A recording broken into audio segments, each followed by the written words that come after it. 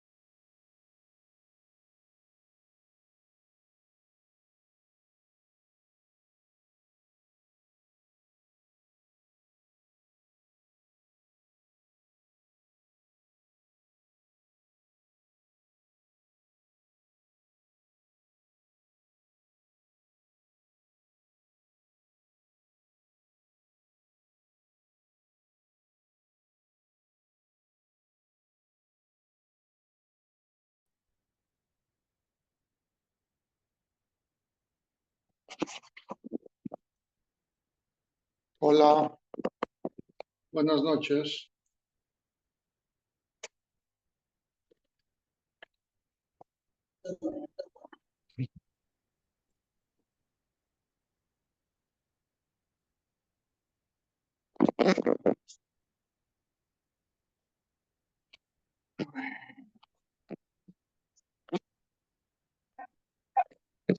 Buenas noches. El código de material, el ID es 8 3 3 2 5 1 0 unirme. El código es Claro, pues esa fue la de cuerpos de ayer. 85 56.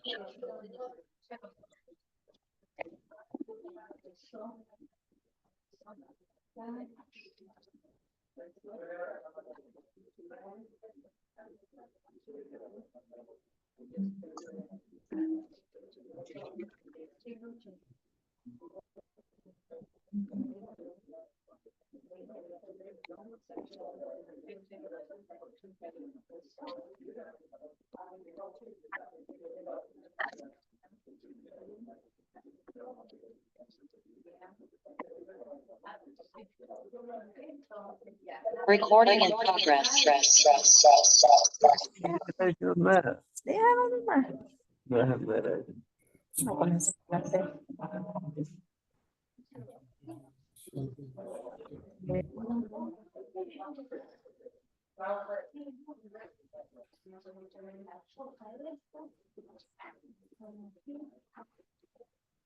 Hola. Hola.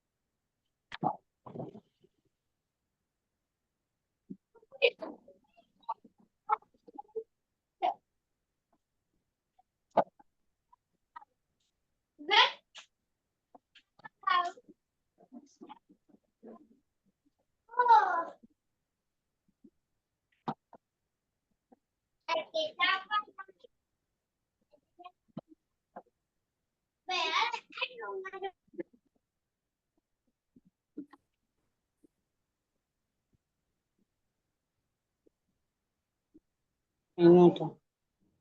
Falta como un minuto y más.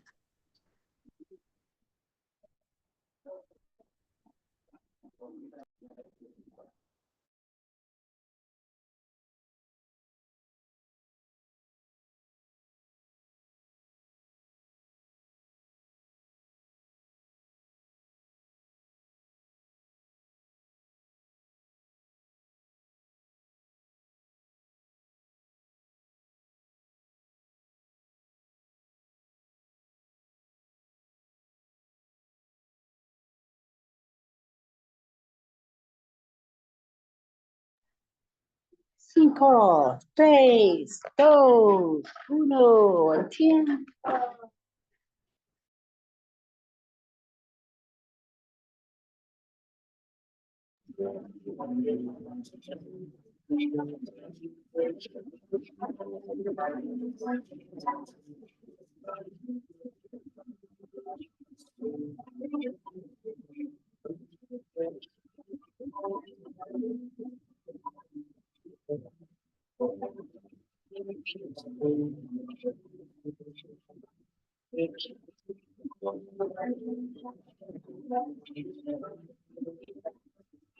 Mm,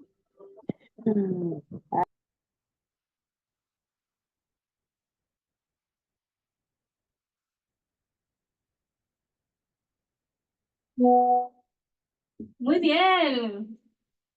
Gustoso de estar acá en este tiempo con todas las personas que se conectan a este taller de violencia mujer y el núcleo familiar. Pedir a los presentes, por favor, silencio en sus micrófonos, porque vamos a arrancar este espacio lleno de aprendizaje. Antes de empezar, quiero pedirle que me escriban en el chat de dónde se conectan. Sé que hay gente incluso del exterior que está hoy acompañándonos en este evento organizado por la Asociación de Mujeres Abogadas de la provincia de Esmeraldas. Escríbanme, por favor, en el chat de dónde ustedes se conectan. Vamos, quiero leerlos en esta tarde, sentirlos, porque de eso se trata. Es un conversatorio donde vamos a aprender muchísimo acerca de un tema muy interesante que nos compete a todos. Nos saludan desde la ciudad de Guayaquil, Claudia, también Cintia de Esmeraldas, desde Bogotá, Colombia. Un abrazo, mi gente de Colombia que está hoy conectada muy bien. Ya vamos a arrancar en este espacio desde el cantón Atacames. Excelente. Muy bien. Gracias desde Esmeraldas, gracias a toda la gente, incluso hasta de Cojimis, desde Quito, la capital de los ecuatorianos, están en esta hora conectados.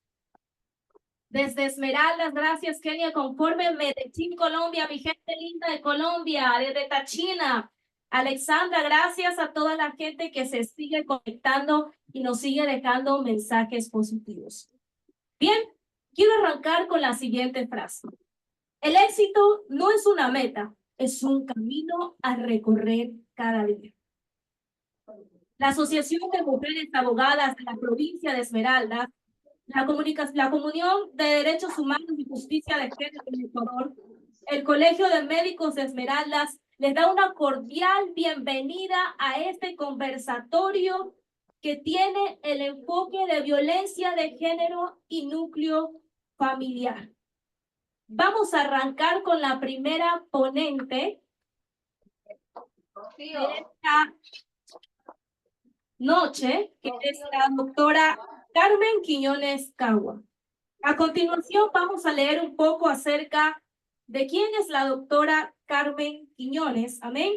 Es magíster, especialista en derechos humanos, funcionaria de la Fiscalía Provincial de Esmeraldas y activista en casos de violencia de género.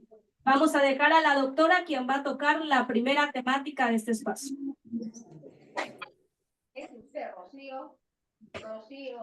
Buenas noches. Por favor, silencien sus micrófonos, porque como que escucho un eco. Espero que a mí se me escuche bien. Excelente. Bueno, el tema que voy a abordar el día de hoy es en torno a los criterios de enfoque de género. Como sé que es un tema extenso, hablar sobre género, hacer la correlación sobre sexo y género, entonces me he permitido realizar la siguiente dinámica en relación a dos juristas, una mexicana y la otra costarricense. Una es Alda Facio y la otra es Marcela Lagarde. Ambas confluyen y van a concluir en el mismo enfoque. Entonces, esto se va a abordar los 25 minutos me parece que tengo para abordar el tema. Y bueno, vamos a arrancar con qué son los criterios de enfoque de género, qué engloban los criterios de enfoque de género. Entonces, para comenzar a hablar sobre qué son los criterios de enfoque de género, primero tenemos que tener una diferencia que muchos de los abogados que nos hemos formado en derecho inicialmente, en derecho positivo, no tenemos una diferencia clara sobre lo que es el sexo y lo que es el género. ¿Qué decir de las personas que no han tenido como una línea educativa en cuanto a derechos? Entonces, el sexo hace referencia únicamente a las características biológicas, estrictamente biológicas. Por su parte, el género se refiere a los roles sociales basados en el sexo de cada persona, como su identificación personal, o sea, hablando como una construcción. El sexo alude a las diferencias físicas y biológicas entre hombre y mujer. El género, por su parte, puede variar con el tiempo y modificarse según el contexto cultural, geográfico o político. Las categorías construidas socialmente y culturalmente se aprenden y se pueden evolucionar o cambiar. Entonces, la diferencia sería que el sexo alude estrictamente las características biológicas, ¿no? Y el género se refiere a los roles sociales o a una construcción social. ¿Qué es el enfoque de género? El enfoque de género lo he tratado de ubicar en este cuadrito que creo que le alcanzan a visualizar.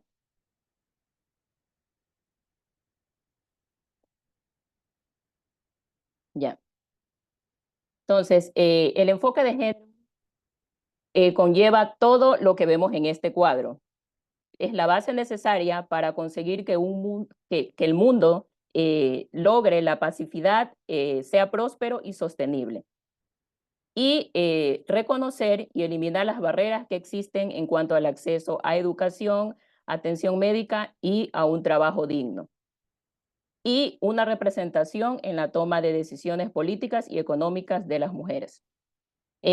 También el enfoque de género tiene que ver con la prevención y la erradicación de la violencia sexual contra niñas y contra mujeres. Promover la igualdad salarial y reconocer cómo las mujeres ganan 24% menos que los hombres, ¿no? Las mujeres necesitan lograr una igualdad no solamente en el campo laboral, sino también. Eso básicamente traje la imagen a colación para que se ubique más o menos qué engloba y cuál es la importancia de un enfoque de género dentro de la sociedad. El género, según Marcela Lagarde. Estas pequeñas letras las ubiqué del texto de género de la jurista Marcela Lagarde, que es una jurista mexicana. Marcela hace una alusión en cuanto a la perspectiva de género, la ubica como una visión científica, analítica y política, creada desde el feminismo. Entonces, ella relaciona y manifiesta que cuando se usa el concepto de perspectiva de género, se hace referencia a la concepción académica, ilustrada y científica, que esto sintetiza básicamente la teoría y la filosofía liberadora, creadas por Doctora, mujeres. disculpa que te interrumpa. Si usted ha preparado alguna otra diapositiva, no ha corrido desde la primera para las participantes. O sea, seguimos con la primera diapositiva que tiene. Entonces, No han corrido las otras. Si las ha preparado o si vamos a mantenernos con eso, no hay ningún problema. Ahí se ve. Sí, doctora. Sí, allí se ve. Allí se Sí, ve. ahí está Género. justamente con el tema que está Sí hablando. se ve, pero es la misma diapositiva, la de criterios y el enfoque de género. No, en este momento se enfoca ya la de Marcela Lagarde. En este momento. Ay, a mí no me Sí, sale. ahí ya sale el de- A ver, espere un ratito, voy a dejar de compartir mejor. Ya, ahí ya se ve. Sí, Sí, ahí ya se ve. Ya, Ahí sí, ahí ya, sí. perfecto. Doctora, sin ánimo de interrumpirle, a los compañeros que no importa si no salen, porque cuando termine el conversatorio, la doctora Naomi ya les pasa a todas por su correo toda la información que tenemos aquí. Muchas gracias. Ya, bueno, continúo. Entonces, me ubicaba en el texto de Marcela Lagarde en cuanto al género. Ella hacía la alusión a que la perspectiva de género se realiza bajo una crítica de la concepción androcéntrica. Y esta concepción androcéntrica también se ubica en el texto que durante mi ponencia vamos a ir desarrollando de la jurista Alda Facio. Entonces, como que confluyen en lo mismo, en que se coloca en el centro siempre al género humano al único como todo, al del hombre. Entonces, se deja fuera el género humano, que son las mujeres, y se ubica como en el centro al hombre. Entonces, eso tiene que ver también con esta disruptiva y esta crítica que se realiza en cuanto a la perspectiva de género. La perspectiva de género tiene como uno de sus fines contribuir a la construcción subjetiva y social de una nueva configuración a partir de esta resignificación de la historia. Es decir, la sociedad, la cultura y la política desde las mujeres y con las mujeres. Que muchos hemos escuchado decir que sí, los movimientos feministas trabajan únicamente o realizan este tipo de luchas y de manifestaciones solo por y para las mujeres. Pero históricamente las mujeres han sido vulneradas y han tenido que luchar. Entonces, todas estas luchas ahora se vienen a resignificar en estos textos que anteriormente no existían porque las mujeres no podían escribir, las mujeres no podían estudiar. Entonces, de eso se trata la perspectiva de género que plasma Marcela en su libro El género. Entonces, haciendo prácticamente un resumen, eso sería la perspectiva de género que ubica Marcela Lagarde en este texto. Igual si tienen preguntas así durante la ponencia, me van interrumpiendo, no tengo problema.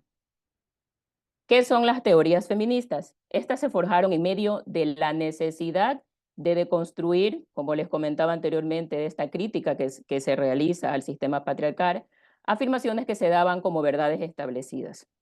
Entre sus cuestionamientos se encuentra el derecho al placer, a la heterosexualidad, la aparición de conceptos teóricos como el patriarcado, el género y la heteronorma. El feminismo como movimiento social y político y también una teoría que parte de la toma de conciencia de las mujeres como colectivo humano, como ya les explicaba, colectivo humano oprimido históricamente, explotado, dominado por el colectivo de hombres que vendría a ser el patriarcado, ¿no?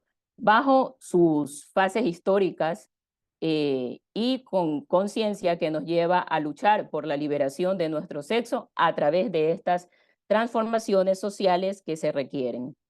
Eso básicamente engloba las teorías feministas. Ahora, me voy a centrar en los 6 pasos que dentro de un texto muy interesante de la jurista Alda Facio realiza esta jurista ubicando 6 pasos básicos para alcanzar una metodología en cuanto a la perspectiva de género.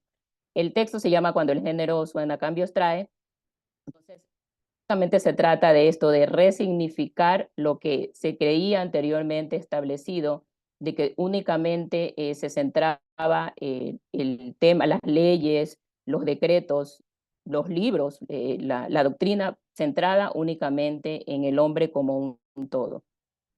Entonces, el primer paso que nos indica Alda es la concientización, tomar conciencia a partir de las experiencias personales de subordinación del género femenino al masculino. Es decir, esta toma de conciencia que viene, lógicamente va a incomodar, viene incomodando, porque se van rompiendo muchos moldes, muchas normas que ya se creían establecidas y que se venían como viviendo como un todo, como que fuera la regla general, ¿no? Entonces, cuando se toma conciencia y se viene criticando e incomodando, entonces lógicamente esto va a causar dentro de la comunidad, especialmente del sistema patriarcal, va a causar incomodidad y va a causar algún tipo de descontento hasta cierto punto. Entonces, el primer paso es la toma de conciencia, la concientización a partir de nuestras experiencias personales y quiénes más que las mujeres para, desde sus experiencias, ¿no? Desde sus dolores, desde sus luchas, desde sus vivencias, saben y conocen cuáles han sido las formas en las que se las ha violentado, las formas en las que han sido tratadas y las formas en las que les ha sido negados muchos de los derechos que hoy disfrutamos, bueno, nosotras, porque anteriormente no votábamos, no podíamos adquirir bienes, no podíamos estudiar. Entonces, esa toma de que, bueno, actualmente se viene adquiriendo por ciertos hombres, y sería perfecto que se logre alcanzar, ¿no? Que todos los hombres logren tomar esa conciencia, o sea, tomen conciencia de lo que anteriormente pasaba y de la lucha, lo que se está caminando, todo el paso que se ha venido dando en cuanto a las luchas y el reconocimiento, ¿no? de todas las mujeres, de todos los colectivos, las colectivas, frente a este sistema de subordinación. El paso 2 se trata de profundizar en la comprensión de lo que es el sexismo. Aquí me voy a detener un ratito para darles una explicación así como media flash, porque me parece importante tenerlo que explicar, ¿no? Se refiere el sexismo a el conjunto de prácticas discriminatorias que existen en las conductas y en el pensamiento, que son basadas en las creencias en torno al sexo y al género de las personas. En este contexto se ubica, como les mencionaba anteriormente, el androcentrismo como centro único, ubicando al hombre como un todo, ¿no? Entonces, las formas en las que se manifiesta, identificando y cuestionando estos elementos de la doctrina jurídica, de los principios y fundamentos legales y de las investigaciones que fundamentan esos principios y estas doctrinas que excluyen o subordinan a las mujeres. Entonces, ubican al hombre como sexo dominante y a lo masculino como un todo. Entonces, la solución, planteándonos una solución a este problema, porque es evidente que es un problema, se soluciona cuando se analizan hechos desde una perspectiva de género, es decir, cuando se analiza cuáles son las implicaciones y los efectos de este hecho. Por ejemplo, tomando en cuenta las necesidades y las experiencias de cada sexo. Es decir, se da igual importancia a la experiencia femenina en relación a la masculina. Entonces ahí podríamos como hablar y abordar una solución a este problema androcéntrico. El androcentrismo nos ha condicionado a percibir y a visibilizar lo androcéntrico como lo universal y lo genérico. Entonces, la solución que se podría plantear a este problema es visibilizar y reconocer los logros de las mujeres, que anteriormente, qué sé yo, por poner un ejemplo, las mujeres no podían, no eran reconocidas o no podían ganar ningún premio, ningún honoris causa o ningún tipo de premio Nobel. Entonces siempre trataban de ocultar sus invenciones, sus creaciones y de premiar a los hombres. Entonces, es la solución que se plantea frente a este inconveniente sería el visibilizar los logros y reconocer los logros de las mujeres. En el paso 3 ubicamos la identificación de cuál es la mujer que la ley está contemplando como el otro. Este paradigma del ser humano que es el hombre y analizar sus efectos en las mujeres de distintos sectores. Es decir, el problema de interseccionalidad, razas, orientaciones sexuales, discapacidades visibles y edades. Así como se ha luchado porque el hombre, el varón, no represente a la humanidad toda, no podemos permitir que un determinado tipo de mujer represente a todas las mujeres, viéndonos justamente a estos roles, a estos condicionamientos de raza, orientaciones sexuales y discapacidades. Entonces, recordemos que hay derechos que se les otorgan a unas mujeres que producen discriminaciones a otras. El paso 4, y aquí también me voy a detener un poquito. En el paso 4 se busca la concepción de mujer que sirve de sustento al texto para encontrar soluciones prácticas a la exclusión, a los problemas y a las necesidades de las mujeres que no impliquen la institucionalización de la desigualdad. Es decir, la familia y la mujer no son sinónimos. Hombre y mujer son igualmente humanos e igualmente diferentes. Generalmente se tiende a pensar de que la mujer es, qué sé yo, la base o la que lleva las riendas del hogar, o que si la mujer no está bien anímicamente o la mujer no está mentalmente bien, la familia no puede estar bien. Entonces, se ubica siempre como a la mujer como la madre, la todopoderosa, la que puede solucionar todos los problemas. Entonces, es un problema grave que se cargue todo ese tipo de culpas en un solo ser. Entonces, básicamente, se busca este tipo de concepciones que sirven como de prácticas o de problemas para la solución de estos conflictos. Entonces, tener en cuenta siempre que el tema de ser mujer no quiere decir que tú puedas solucionar todos los temas de tu familia o puedas solucionar todos los temas en pareja, por ejemplo. Entonces, somos mujeres, pero también somos personas, tenemos sentimientos y no somos, qué sé yo, la base de los problemas de las familias o de las sociedades. Entonces, este paso me parece a mí muy importante porque identifica básicamente cuál es el rol que se nos está asignando específicamente en una sociedad. Es decir, o sea, dentro de la sociedad, si eres mujer y si te conviertes en madre, tienes que lidiar y tienes que saber, tienes que tener una respuesta siempre para todos los problemas que se te presenten en tu familia. Entonces, identificar eso, verlo con una perspectiva de género, creo que va a ir cambiando narrativas y esas ideas que tradicionalmente nos vinieron planteando, ¿no? Que si bien es cierto, la mujer sí es una persona fuerte, es una persona resiliente, pero que también tiene sus debilidades. Entonces, cargarle todo el peso de un problema y más aún de un problema familiar, entonces como que sí es una cuestión como hasta cierto punto violenta para las mujeres. Entonces, a tomar en cuenta este paso sobre la concepción de mujer y que todo lo que implica ser mujer.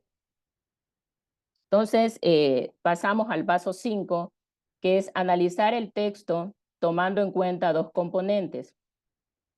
Es decir, si un proyecto de ley, que sería el componente formal normativo, analiza el contenido y efectos que tendrá en los componentes político-cultural y estructural, si es una doctrina jurídica, componente político-cultural, ver como si se ha infiltrado en el componente formal normativo, que sería las leyes promulgadas.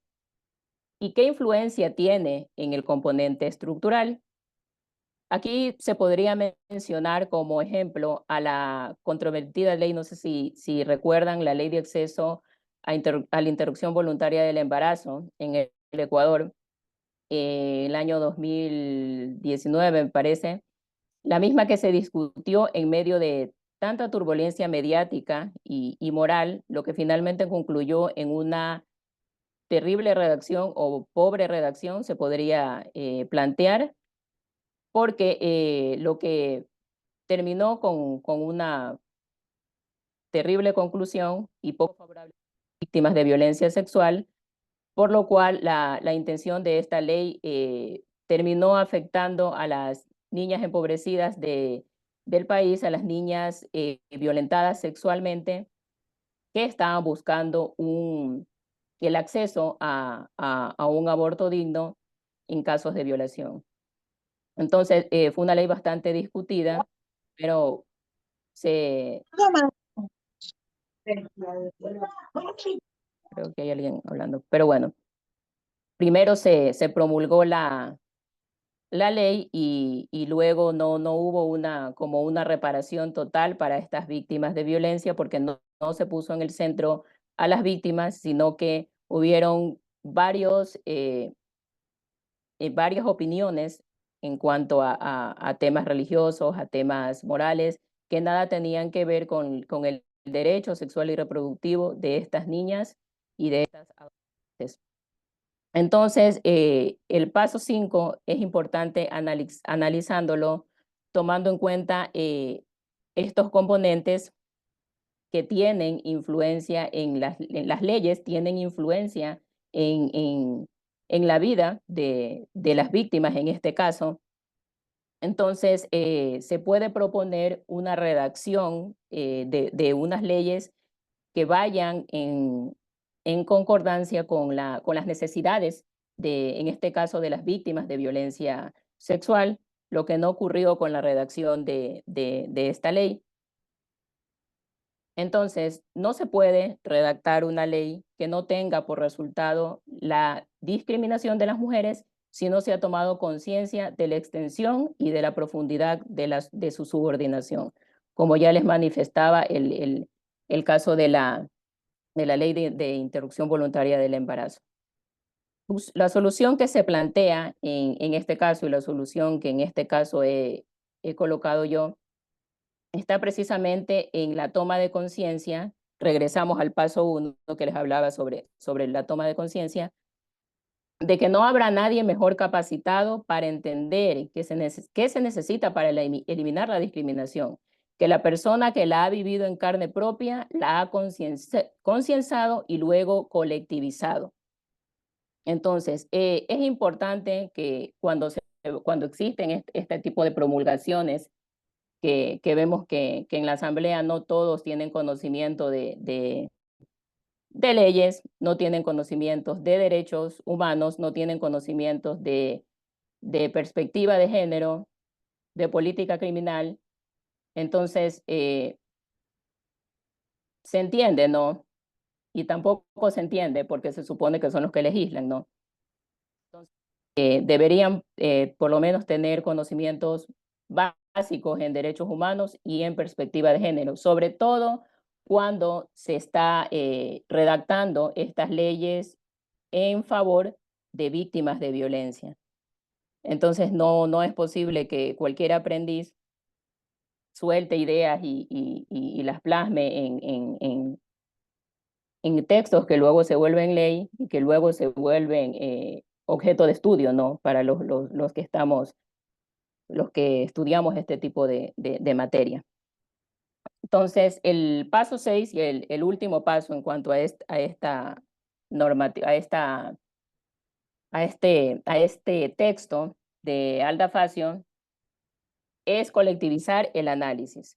Todo lo que hemos redactado, que hemos hablado hasta ahora, debe ser colectivizado, debe ser replicado, no solo para que sea enriquecido por mujeres, sino también por hombres conscientes, como les explicaba yo también anteriormente, que hay muchos hombres que están tomando conciencia, que están preparándose, que están leyendo mucho y sobre todo tomando conciencia de qué es lo que históricamente ha pasado con las mujeres, qué es lo que ha pasado históricamente con todo el sistema patriarcal. Entonces, desde distintos sectores se puede hacer una educación legal popular, sino más importante aún para continuar este proceso de concientización, que es el paso previo a cualquier análisis de un texto legal, ya que sin la toma de conciencia de que las mujeres por nuestro sexo somos subordinadas y discriminadas,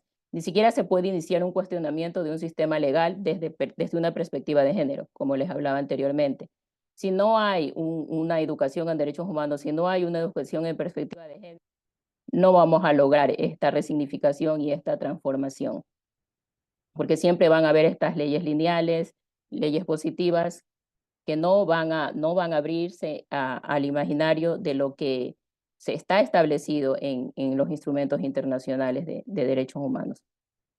El proceso de concientización a partir de los privilegios que gozan los hombres es el primero y el último paso de cualquier metodología feminista.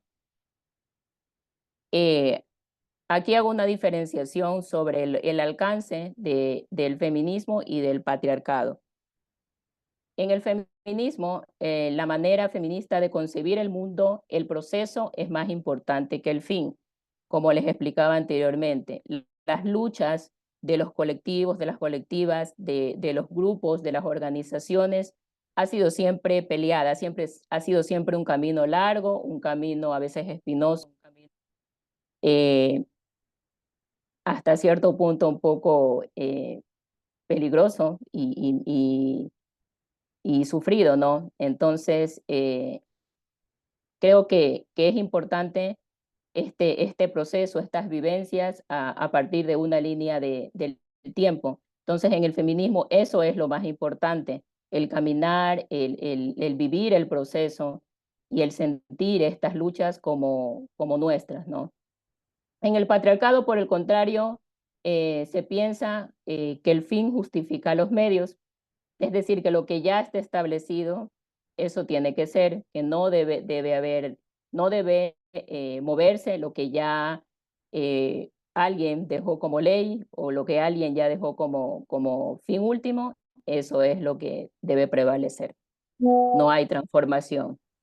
Compañera, Entonces, estamos con... ya tocó su tiempo. Ah, ya. Ya, eso sería todo. Gracias. Queremos agradecerle a la compañera Carmen Quiñones por su excelente ponencia. Ahora abrimos este foro para comentarios.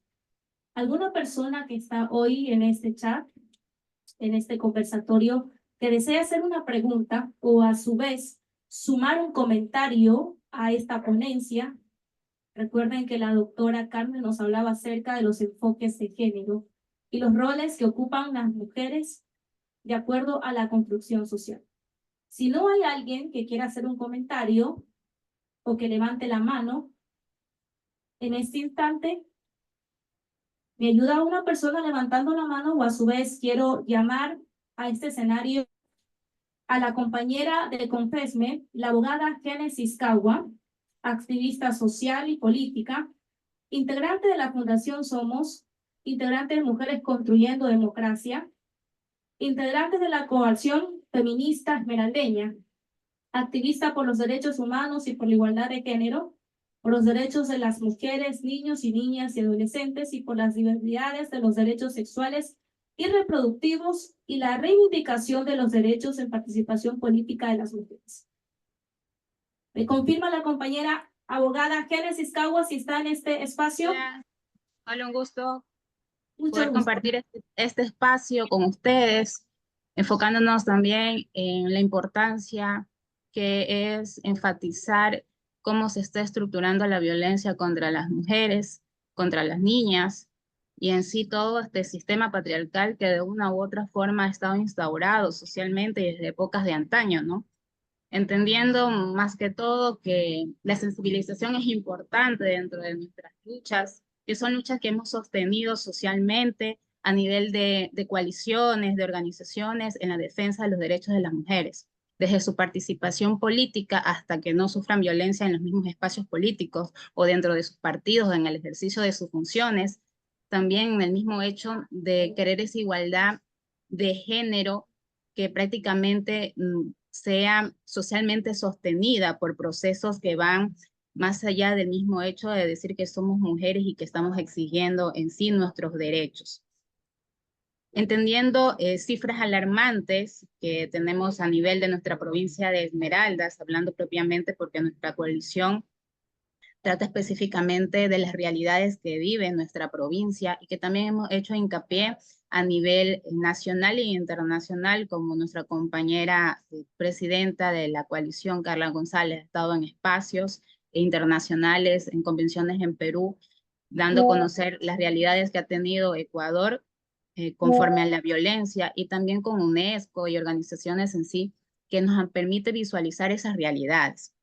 Desde esa misma lucha sostenida, estaba escuchando atentamente a la abogada que me antecedió la palabra, y me cabe algunas interrogantes y referente a eso voy a hacer hincapié enfatizando también la producción del discurso jurídico que por lo general ha estado anclado sobre la llamada regla de comprensión y atribución a las normativas y a las supuestas leyes o reglamentos que han sido involucrados dentro del contexto jurídico para poder mitigar la violencia contra las mujeres. Es así que se puede entender que el derecho y el género van muy anclados, ¿no? Y parece un juego de palabras desde ese mismo hecho legal, ¿no? Por así decirlo, desde la regla de la atribución de la palabra como tal, que en todas las esferas se individualiza en sí y que están dentro de una condición de decidir sobre el derecho. ¿Y por qué hablamos sobre decidir sobre el derecho? Dentro de los espacios donde hay mujeres, juezas, asambleístas, y se trata las problemáticas de las mujeres, esperamos que se tenga ese nivel de empatía sobre las realidades que vivimos nosotras día a día. Y eso es una realidad de violencia, de exclusión y de discriminación.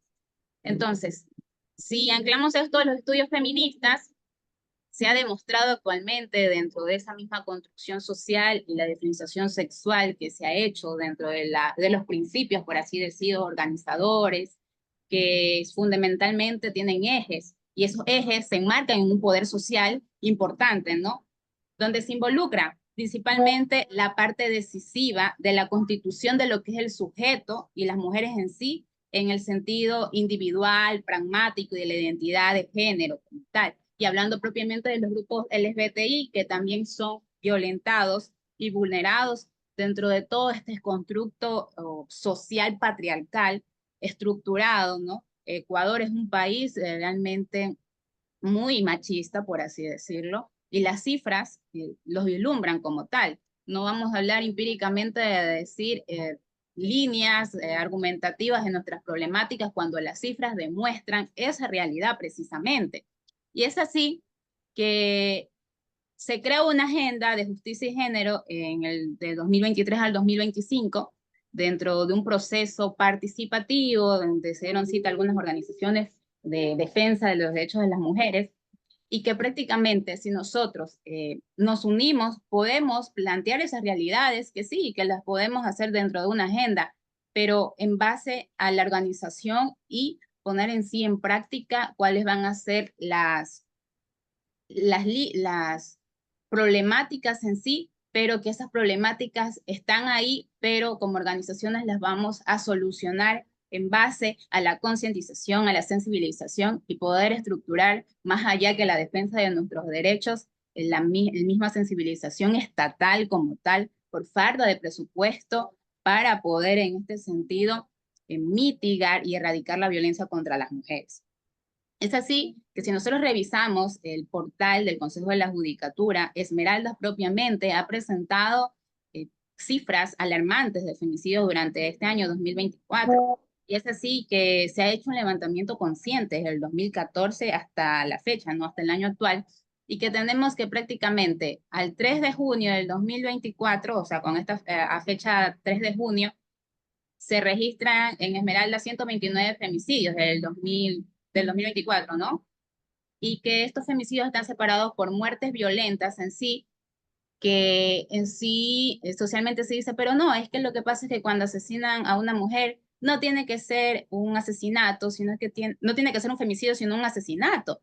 Y es ahí donde cabe el anillo de poder que tienen en sí sobre las mujeres cuando esta es asesinada por un miembro cercano a su familia y que se configura en sí el femicidio, o a su vez cuando su esposo es el femicida, ¿no? Pero dentro de esa misma construcción está la construcción social de decir, pero no, igual es un asesinato porque a nosotros los hombres también nos matan. Estamos hablando de otros contextos y estamos hablando de la jerarquía de poder que se tiene sobre el cuerpo de las mujeres, por así decirlo, sobre la vida de las mujeres. Entonces, esas cifras van desglosadas, ¿no? Que prácticamente han sido dentro de femicidios y muertes violentas, son 92 asesinatos. Hay 33 femicidios que se han configurado en sí en 4 homicidios y que sí se separan específicamente en lo que va del año 2024. En sí, nosotros entendemos que como Coalición Feminista Esmeraldeña, que es fundamental el acompañamiento que se debe hacer en nuestra agenda de defensa hacia las mujeres que son violentadas y abusadas sexualmente. Y ante eso, la sensibilización ha sido nuestra brújula a seguir desde la prevención, la concientización de la sociedad, de nuestra provincia, ¿no? Que tuvo una ola alarmante de violencia y que de una u otra forma la exclusión en donde viven nosotros, los afrodescendientes como tal, las mujeres afro, que somos a nivel nacional el segundo grupo vulnerable dentro del tema de violencia y de femicidios que se han venido perpetuando, que de una u otra forma combatir el femicidio se requiere una respuesta inmediata e integral por parte del Estado, pero también sobre aquellas coaliciones como la nuestra, de que les importa mucho la vida de las mujeres y que esta lucha la sostenemos en base a la participación activa en los espacios donde podemos enmarcar nuestras realidades y hacer acciones en beneficio de las mujeres de Esmeraldas, de nuestra provincia como tal, encasillando así una lucha contra la violencia de género dentro de este círculo de apoyo que se necesitan para poder, en este sentido, salir de esas situaciones difíciles en las que se encuentran las mujeres. Bueno, no sé si hago una pausa como para que podamos interactuar y Sí, mi apoyar querida. las realidades. Sí, mi querida, agradecemos muchísimo el gran aporte que están dando en este conversatorio. Quisiera preguntarle a las personas que están conectadas aquí, a las mujeres, porque mayormente tenemos un público de mujeres. Sé que hay compañeros varones que quizá quieran aportar con una pregunta, o a su vez continuamos con el conversatorio porque tenemos muchos más aportes sobre el tema de violencia. Sí, Tairis, Margarita, te escuchamos. Por favor, abre tu micrófono. Y muchas gracias, muy buenas tardes, y gracias por la invitación. Me parece muy interesante el tema y quería preguntarle a la expositora, pues, ¿qué opinión le merece, por ejemplo, el hecho de que aquí en Colombia, en Bogotá pasa mucho, desde ahí me estoy comunicando, que hay muchísima violencia también hacia la mujer, pero el Estado pareciera que no es suficiente para protegerlas, a pesar de que hay denuncia, a pesar de que hay medidas de restricción, por ejemplo. El hombre sigue encontrando fácilmente a la mujer y termina asesinándola finalmente, a pesar de que ya hay todo un mecanismo previo. La alcaldía de Bogotá implementó como una línea púrpura, de pronto la persona que también está conectada desde Bogotá, si me quisiera complementar esa parte, pero uno ve que a pesar de que hay todo eso, esa línea básicamente busca separar a la víctima del agresor, pero aún así siguen siendo víctimas en los lugares de trabajo, en los lugares donde estudian los hijos, en fin. Y vemos que es constante, y eso en la capital donde contamos con algo más de recursos. Pero tuve la oportunidad de vivir en otra ciudad, ya la cuarta más importante del país, y ahí sí no hay ninguno de esos mecanismos. O sea, la mujer está prácticamente sola y los casos son aún más complicados, porque ya estamos hablando de niveles hasta de tortura, con aceites, con quemaduras, con desapariciones que no se encuentra ni siquiera el cuerpo de la víctima. Entonces, no sé si de pronto eh, allá hayan otros mecanismos o qué opinión le merece de pronto esa situación que vivimos acá. Gracias. Ya, verá, estamos hablando de un territorio, Colombia es un hermoso país, pero tiene una violencia estructurada muy fuerte, desde el tema de grupos armados, sobre inclusive intereses, ¿no?, que se han defendido. Y es ahí hablamos de toda una violencia estructural que termina perpetuándose o como es como un efecto cascada. Está la violencia baja, pero sigue bajando y las que terminamos siendo vulneradas son las mujeres. Y estamos hablando de inclusive de una vulneración social, sistemática, estructurada, estatal. Cuando usted pregunta sobre el tema de que hay los mecanismos, pero igual las mujeres están vulneradas, están siendo violentadas. Es que el hecho no es que hayan los mecanismos, sino que son, si esos mecanismos son o no eficientes, para poder en este sentido mitigar y erradicar la violencia contra las mujeres. Entonces, si nosotros partimos de que los mecanismos existen y el poder estatal, por así decirlo, del Estado, no da esa protección, porque muchas veces todo cae en letra muerta, como saben decir, aquí está la ley, pero resulta de que yo no puedo o no se puede cumplir la ley porque no es mi agenda como gobierno de turno, o a su vez esto tiene mucho presupuesto. ¿Y será que ese presupuesto lo voy a gastar en estar defendiendo a las mujeres? Porque igual el que está sosteniendo en sí el poder es un hombre. Y es ahí donde yo hablo sobre el género en el derecho y el derecho en el género. Eso no quiere decir que porque las mujeres también estamos en el poder nos vamos a sensibilizar con las problemáticas que por lo general están perpetuándose dentro de la violencia contra las mujeres, que siempre han sido, y no hablamos de quién es más violentada según las estructuras sociales, desde las mujeres empobrecidas, racializadas, y ahí vemos sobre el tema migratorio y lo que es la frontera, ¿no? Entender más allá que las mujeres cuando están en territorio de fronteras y de inmigración tienden a ser muy vulnerables. ¿Por qué? Porque son las personas que se aprovechan, o sea, por decir, hablando de este sistema social que se aprovecha de la condición de vulnerabilidad de una mujer para poder tenerla bajo sumisión. Y esa sumisión tiene que ver por qué esa mujer no encuentra otra salida para poder salir en sí del círculo de violencia. Parece un juego de palabras, pero en sí se concatena a las problemáticas en sí que se ven aisladas. Sé que Colombia busca mejores cambios sociales ante las problemáticas que existen contra la violencia de las mujeres, sobre inclusive los grupos LGBTI, pero es una lucha que se debe sostener desde la sociedad civil, desde la organización, porque esto no parte mucho del Estado, sino de nuestra organización, para poderle exigir al Estado, en este sentido de Colombia, de que los mecanismos y la protección a las mujeres deben ser de forma fehaciente. Es como lo que ha pasado acá en Ecuador. Hace un periodo presidencial atrás, teníamos la ley para poder erradicar la violencia contra la mujer. Estaba la ley muy bonita, pero resulta de que no había ese presupuesto para poder en este sentido trabajar en secretarías que podrían ayudar, ¿no?, a mitigar las problemáticas de violencia contra las mujeres.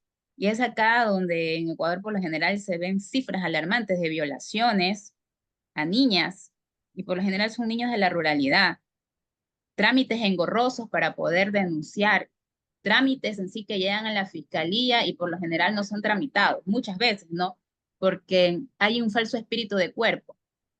Es bueno, eso lo vamos a abordar más adelante. Y bueno, entendiendo de que la empatía social en base a las problemáticas de violencia a las mujeres, sea psicológica, política, sexual, de femicidios y de abusos que son perpetuados inclusive en entidades públicas, donde hay una violencia sistemática sobre esta lucha que hemos sostenido, porque si tú eres de una coalición o eres feminista y trabajas en un espacio donde se están violentando a las mujeres de forma laboral, tú vas a alzar la voz y vas a decir eso está mal, ¿no? Pero muchas veces hay un silencio cómplice estructuralmente porque no quieres perder tu trabajo. Y eso de yo he visto y he analizado algunos casos en Colombia donde hay este tipo de cosas, ¿no? Igual que Ecuador, porque no estamos aislados de las realidades que son casi semejantes. Espero haber contestado tu pregunta y me solidarizo con la problemática social de violencia que tiene Colombia y esperando de que sigamos sosteniendo la lucha entre Colombia y Ecuador. Un abrazo. Muy bien, excelente. Tenemos a Vanessa del Carmen, que también ha levantado su mano. Mi querida Vanessa, puedes abrir tu micrófono y plantear o a su vez hacer un comentario en base a la problemática que estamos tratando de violencia de género. Buenas noches, compañeras. Bueno, yo más bien igual le quería como aportar al tema de la compañera anterior de Colombia y también lo que está hablando nuestra compañera Génesis, y es pensando un poco desde el activismo, desde nuestra situación como colectivos, ¿no?, de mujeres, y es la necesidad que existe de enfrentar y deconstruir pensamientos, discursos y expresiones que en nuestro argot popular no solo reproducen la violencia, sino que han permitido que se perpetúe en el tiempo. Yo, digamos, un poco por el tema de estudio, formación profesional y demás, puedo hoy en día darme cuenta que es lo más difícil de construir desde abajo, es decir, desde nuestra población civil, ciertos pensamientos, ciertas expresiones, como por ejemplo acá en Ecuador, y lo digo y me atrevo a decirlo porque hoy día, por ejemplo, escuché a un hombre, conversación con una mujer sobre el tema de esto, de la violencia intrafamiliar, ¿no? Entre las parejas, un hombre y una mujer. Y entonces este hombre dijo de forma muy ligera, no, es que hay mujeres que se acostumbran a que les peguen. Entonces, yo, a mí, más allá del tema de solamente, claro, removerme algo, ¿no? También me lleva a pensar que hay muchas otras expresiones muy, pudiéramos decir, incluso coloquiales, qué sé yo, que se han mantenido en el tiempo, pero que sirven para justificar y para no hacer un verdadero trabajo de deshacernos de la violencia por mínima que sea. Recuerdo que en ese momento yo me atreví a decirle, le digo, el hecho de que usted diga eso, no voy a crear un debate ahorita porque estábamos en una reunión, pero le digo, pregúntele usted a un niño que en el momento que usted sepa que su mamá o su papá o una tía o alguien le ha pegado, pregúntele si él está acostumbrado a que le peguen. O pregúntele a esa mujer que usted está viendo que está violentada, que está siendo maltratada físicamente, si realmente ella está acostumbrada. ¿Cómo se siente? Yo le digo, para mí es gravísimo es gravísimo que en nuestra cultura realmente tengamos la cultura asumida, la cultura del dolor, del sufrimiento, como una parte intrínseca de nuestra experiencia de vida, de nuestra trayectoria de vida. Y eso sí, o sea, por mi propia experiencia como mujer, incluso, me doy cuenta que es lo más difícil que tenemos para trabajar, porque como bien Génesis explicó, aquí mismo en Ecuador hemos tenido leyes de amparo, de protección hacia la mujer, se formulan un sinnúmero qué sé yo, de herramientas en protección y auxilio de la mujer para erradicar la violencia hacia la mujer, pero aún así no logramos generar unos avances realmente significativos. Y es algo que no solo pasa en Ecuador, sino a nivel de Latinoamérica. Y por eso creo que es propio entender que hay que trabajar a nivel de la cultura, definitivamente a nivel de la cultura. No es fácil, no es una tarea fácil, pero sí es algo que personalmente con mucho agrado debo decir, me doy cuenta que dentro de los colectivos de mujeres sí se asume el reto.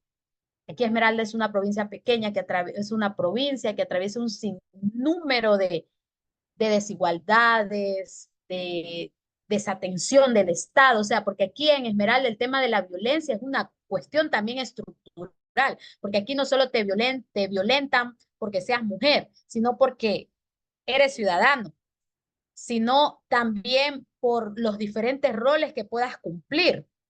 Entonces, por eso a veces sí resulta un poco difícil no entender esos nichos o esas formas micros de violencia, porque de verdad estamos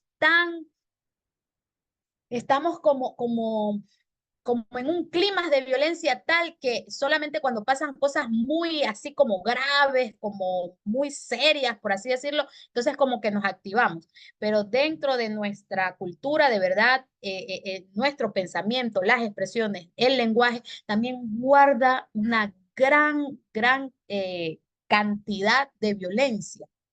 Y bueno, eso era algo que quería compartir y espero que en Colombia la situación mejore. Yo nací allá, así que bueno, me dio mucha tristeza escuchar el caso de lo que nos comentaba la compañera anterior. Gracias por escuchar. Muchas gracias, compañera Vanessa, público presente. a todas las mujeres que están aquí, qué valiente que nos estemos educando. Creo que la educación es un paso gigantísimo en esta lucha, ya que hemos romantizado la violencia. Y para poder destruir la estructura de violencia en nosotros tenemos que primero educarnos y darnos cuenta de que sí necesitamos levantar la voz, de que sí necesitamos crear estos espacios, de que sí necesitamos de que en los establecimientos educativos se toquen estos temas. No solamente en Ecuador, tenemos público de Colombia, a nivel de Latinoamérica.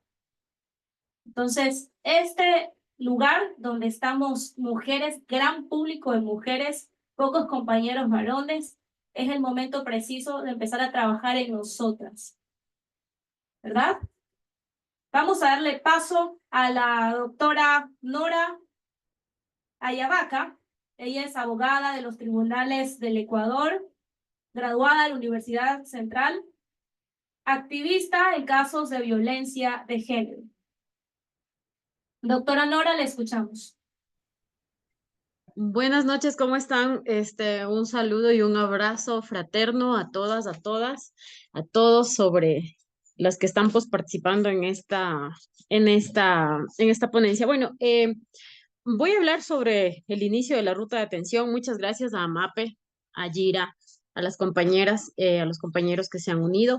Vamos a hablar un poquito de lo que implica la ruta de atención y es la siguiente imagen.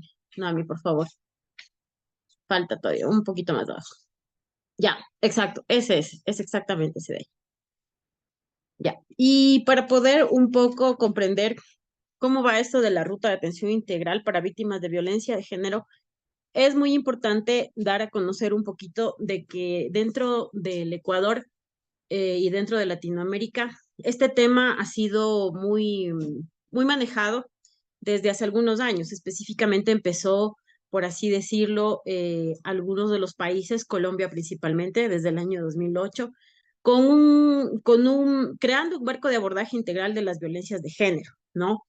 Considerando justamente que todo el tema de lo que es las violencias de género son casos que son en relación al hablar de las víctimas muy individuales, muy particulares y lógicamente depende mucho el tratamiento de la violencia de género de la disponibilidad institucional en los territorios, ¿no es cierto? Los problemas que acaban de decir las compañeras que me antecedieron en la palabra y obviamente de cómo se construye localmente en el caso de la provincia de Esmeraldas, en el caso del Ecuador, en el caso de Latinoamérica, involucrando a todas estas entidades públicas que están en la responsabilidad y que también son corresponsables de manejar los temas de protección y justicia, analizando justamente cómo está la situación en cada uno de los territorios.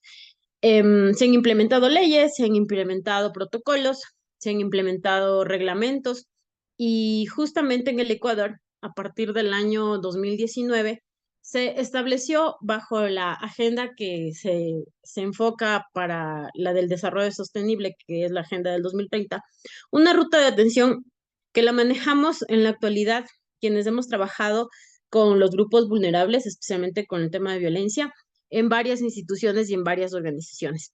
En este caso, pues, se creó esta imagen que ustedes ven ahí, que es como una guía de lo que implica o de lo que la víctima y quienes estén dentro de su círculo más cercano y las instituciones que están participando deben hacer. Y se generaron prácticamente 4 pasos principales. El primero es qué hacer en el caso cuando empieza o cuando se da o cuando tenemos conocimiento de un acto de violencia, ¿no? Que lógicamente, tomando en consideración los tipos de violencia, muchas veces solamente los que se identifican son ya los que vienen con agresiones físicas, agresiones sexuales, porque los otros justamente son un poco más difíciles de identificar y mucho más difíciles de consolidar en el tema jurídico. Pero cuando hay un acto de violencia evidente que lógicamente agrede o que transgrede los derechos de las mujeres especialmente, lo primero que se tiene que hacer es el pedido de auxilio, ¿no? Y este pedido de auxilio, como les decía anteriormente, tiene mucho que ver con el apoyo interinstitucional de las organizaciones que están en armonía con el trabajo que se está realizando dentro de estas, ¿no? Entonces tenemos, por ejemplo, primero el acudir al ECU 911 por medio de una llamada, acudir por intermedio de ellos para que asista la Policía Nacional y lógicamente dentro de esto implican también todo lo que es la red pública de salud. ¿Por qué digo la red pública de salud? Porque a nivel de todos los grupos vulnerables, tanto de mujeres, de los grupos LGTBI más, así como también de las minorías y de los grupos vulnerables que están en la Constitución, siempre el eje de salud o la red pública de salud es uno de los parámetros importantes que debe ser tomado en cuenta, porque muchas de las veces las mujeres llegan golpeadas, en el caso de violaciones, de agresiones sexuales, llegan lógicamente con agresiones que deben ser justamente plasmadas dentro de documentos y que deben realizarse cierto tipo de experticias que son propias de la entidad de salud.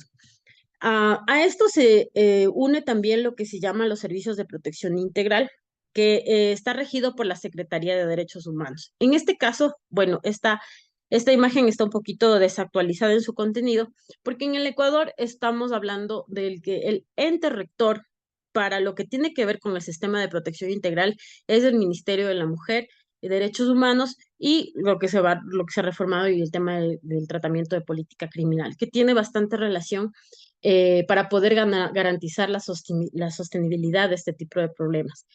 En ese sentido, esos son las entidades que tienen que cumplir con su función y el ECU 911, pues obviamente tomará, dependiendo del tipo de caso, las atenciones que debe dar a la víctima y sobreviviente, como es el término que se debe utilizar dentro de un tema de violencia basada en género. Luego de esto, muchas de las cosas que se han realizado, en especial en la experticia que tengo como abogada litigante por más de 15 años en temas de defensa de derechos, es el tema de pedir temas de las medidas de protección. Estas medidas de protección, ¿quiénes las dan? ¿Quiénes las facilitan? ¿O quiénes son las que dentro de sus funciones dotan a las víctimas y sobrevivientes y quizás a las víctimas colaterales?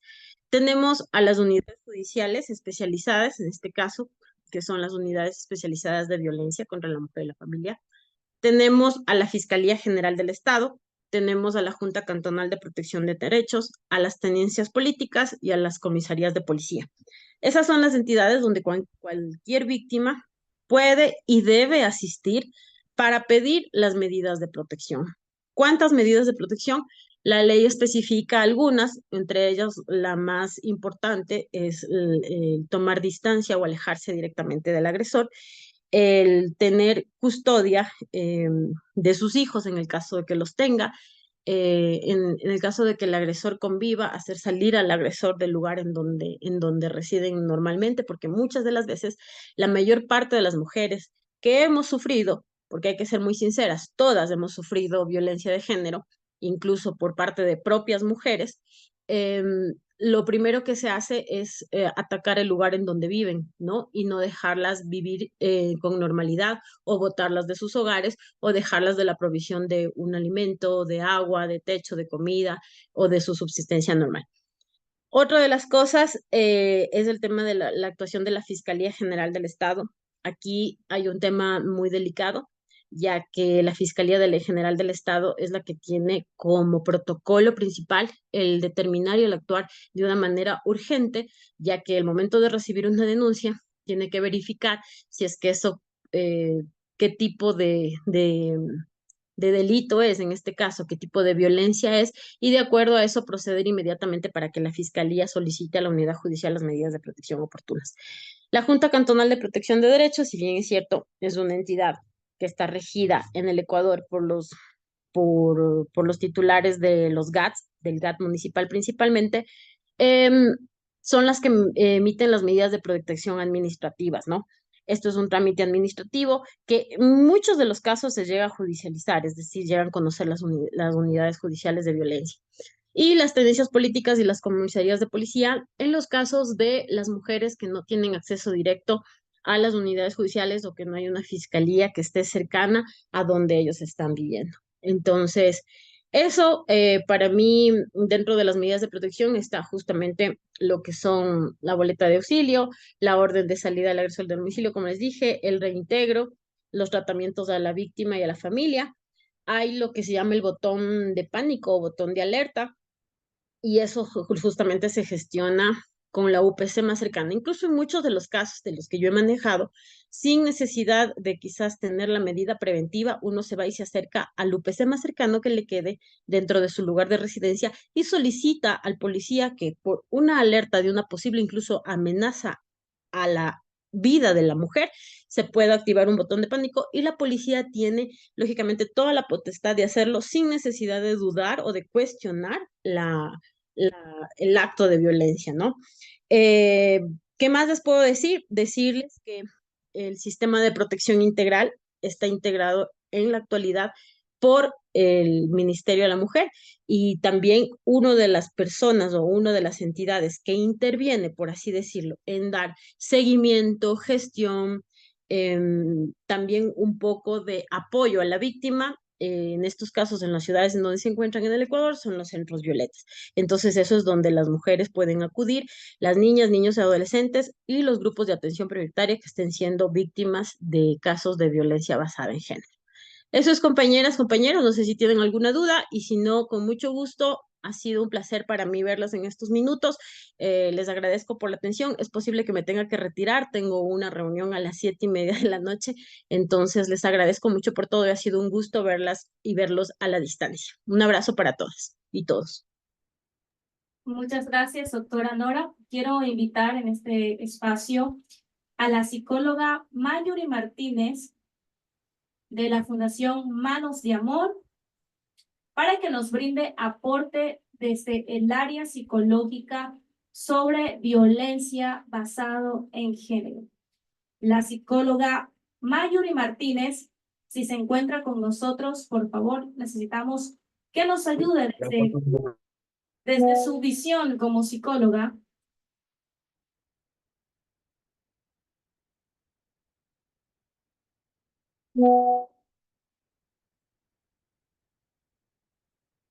¿Alguna de las compañeras que desee, a su vez, dar un comentario o hacer una pregunta sobre la ponencia de la doctora Nora? Queda el espacio totalmente abierto para que ustedes puedan dar sus comentarios. La manera dinámica que lo podemos hacer es levantando la mano y yo le cedo el paso. La doctora Carmen Quiñones, mi querida doctora Carmen Quiñones, le escuchamos, luego vamos con la doctora Deiris Margarita. Yo estoy levantando la mano no para, perdón, no para realizar ninguna pregunta, sino para despedirme, porque no me pude despedir anteriormente, me desconecté, me parece que mi internet no estaba muy bien.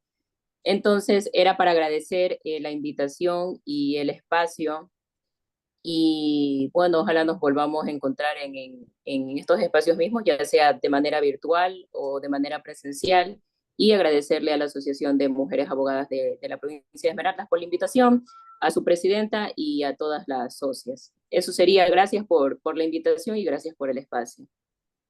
Muchas gracias, mi doctora Carmen, por su excelente ponencia y aporte en este conversatorio. Dairis, te escucho.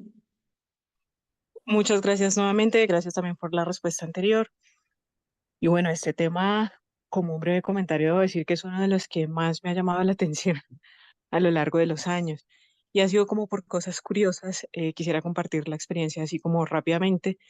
Y es porque incluso desde el colegio, cuando estaba en el bachillerato, pues tuvimos una compañera que se rumoraba que fue víctima de agresión sexual. Pero recuerdo que todo el tema quedó un poco como en el limbo, casi no se habló del tema, era como una especie de tabú, porque básicamente decían que el tema era tan fuerte y los exámenes eran tan difíciles que preferían dejar las cosas así. Y un poco que el agresor se saliera pues con la suya, pero que era mejor. Después, más adelante, dijo que pues estaba en el interior de la familia y entonces eso generaba unas dinámicas complicadas incluso porque él era el proveedor económico de la familia, entonces era bastante. Entonces, pues, es complicado el tema realmente más allá de lo meramente investigativo. Después inicié criminalística, una vez salí del bachillerato, Y el énfasis cuando tocamos el tema fue, hay que ser muy minuciosos con la recolección de evidencias, porque ese era todo el énfasis. Decía, ok, hay que ser muy cuidadosos con la recolección de evidencia, pero nunca nos enfocamos en la víctima y en lo feo que era para la persona ese tipo de exámenes. Por ejemplo, cuando estudié Derecho, intenté hacer una especie de investigación al respecto y recuerdo que el tema base fue la revictimización de las personas cuando iban a denunciar, básicamente porque debían contarle la historia al policía, luego al fiscal, luego al abogado defensor, luego al juez. O sea, era un tema muy reiterativo y por supuesto doloroso para la persona una y otra vez. Tengo entendido que pues sigue siendo así. Y después, ya como por mero gusto, estudié auxiliar de enfermería y allí vi el tema del examen, también para las víctimas de agresión, y pues pude ver mucho más detalladamente en realidad lo difícil que es, ¿no? Y un poco lo que hablaba la expositora anterior de los mecanismos que hay y que sí, por lo menos en Bogotá también existe un protocolo que deben seguir los hospitales públicos, lo llaman código blanco, y sí, es un poco de protección, de alejar a la persona, pero es como si tocar un poco su vulnerabilidad, ¿no? Porque es desnúdase, póngale una cartulina blanca abajo, peínela, o sea, casi que examínele cada centímetro del cuerpo, luego todo el examen físico como tal. O sea, es un tema, yo creo que muy fuerte y por eso sigue habiendo como tanta falta de denuncia, ¿no? Además que queda un poco el registro, a pesar de que, bueno, ya después se le dan medicamentos, etcétera, para seguir el control.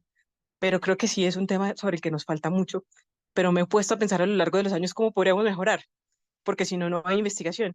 Y sin investigación tampoco hay como esa forma de resarcir el daño. Entonces creo que sí es un tema complicado. Esos comentarios, gracias.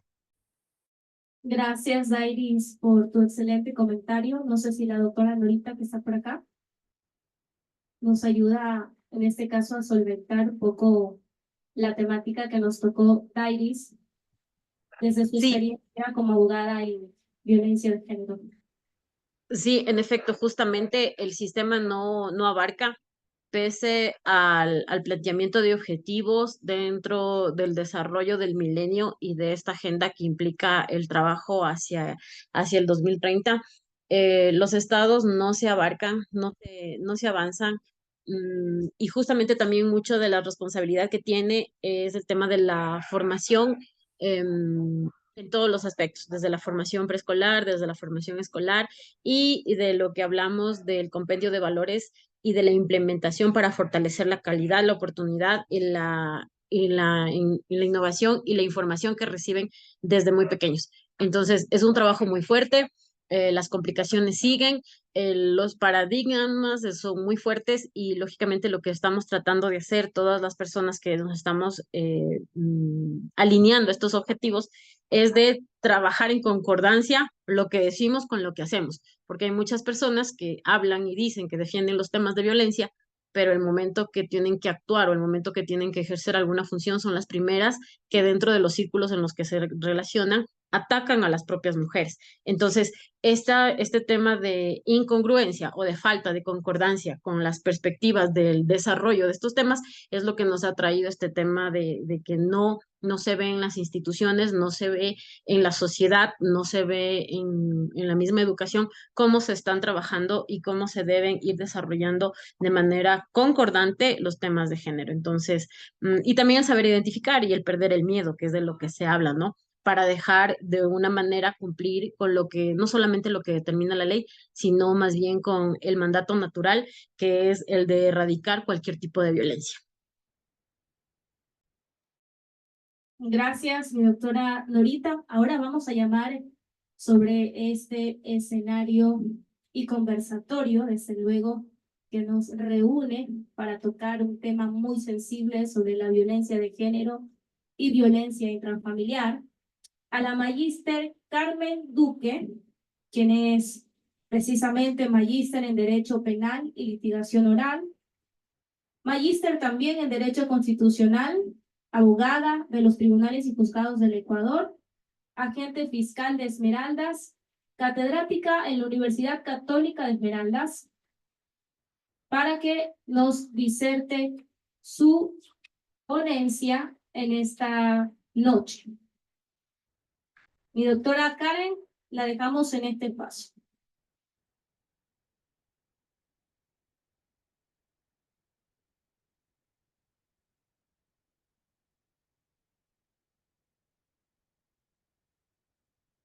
¿Me confirman, por favor, si está la doctora Karen?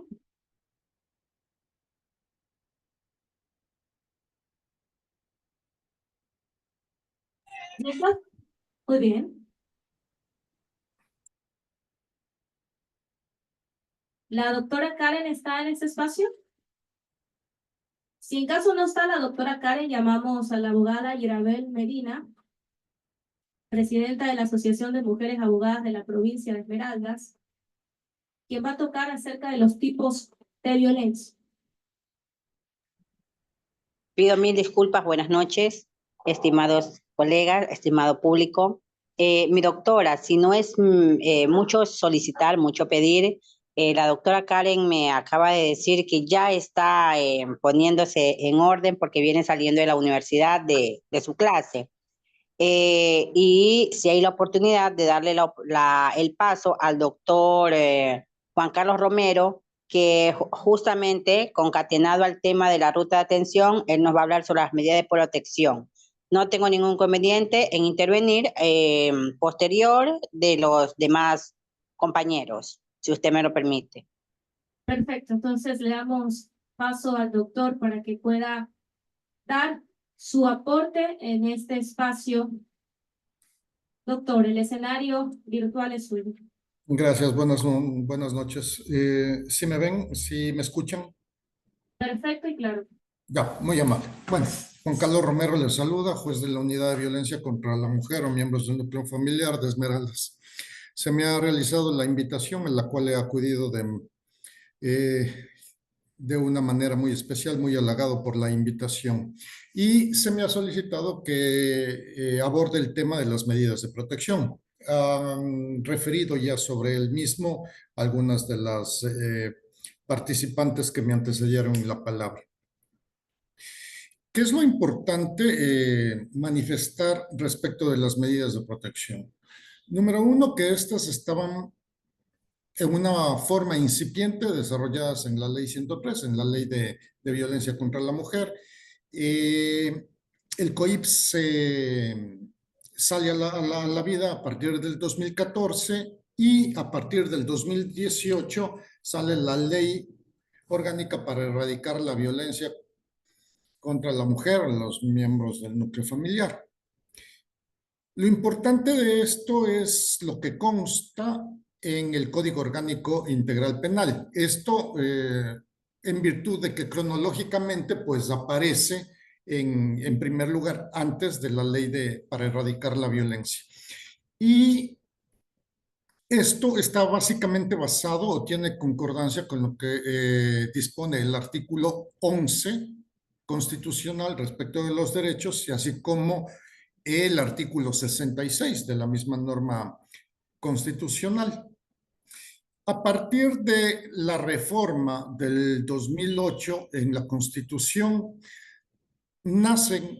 vienen a la luz varias circunstancias específicas para tratar temas de violencia de género, como la protección a víctimas, el artículo 35 que establece los grupos de atención prioritaria. Es decir, a partir de esta Constitución se viene a dar paso para que se desarrollen tanto el Código Orgánico Integral Penal y después la Ley Orgánica para prevenir y erradicar la violencia. Si bien es cierto, dichas reformas no abarcan completamente la dinámica de la sociedad, pues estas leyes tienen que ser o tienen que irse reformando conforme la sociedad lo vaya solicitando. Consideremos que hace muchos años no existían o no estaban tipificados ciertos delitos y que ahora sí. Pongo un ejemplo. El hecho de corregir de un padre, de una madre, en los años 70, 80 a través de la correa era algo que en la época era normal, aceptable en la sociedad. Hoy en día, una actuación de la misma, del mismo proceder, hoy día estaría siendo como una agresión a la integridad física de un hijo o de una hija. Entonces, esta serie de estudios, esta serie de conceptos respecto de derechos, derechos humanos, derechos de las personas, derechos de las mujeres y de los demás grupos, pues se van visibilizando conforme la dinámica social también va avanzando. Respecto de las medidas de protección, estas están establecidas directa y básicamente en lo que dispone el artículo 558 del Código Orgánico Integral Penal. ¿Y para qué sirven las medidas de protección? Para, como la palabra lo dice, para proteger en lo posible, para evitar, para resguardar la integridad física, psicológica, sexual, patrimonial, ginecobstétrica, de acuerdo a la cantidad de formas de agresión que han sido tipificadas en la Ley de Violencia contra la Mujer o miembros del núcleo familiar, desarrolladas en el artículo 10. Las medidas de protección son algunas y varias. La prohibición de acercarse, la prohibición de realizar actos de intimidación, la prohibición, la boleta de auxilio, está la orden de alejamiento, el reintegro a la víctima y la salida del agresor, la prohibición de realizar, de manipular armas, está también la tenencia de los menores de edad cuando estos son víctimas de violencia. Tenemos una pensión de subsistencia, la cual están claramente señalados y tienen su razón de ser. De acuerdo a la manera de cómo la persona es agredida, es cómo se va aplicando las medidas de protección.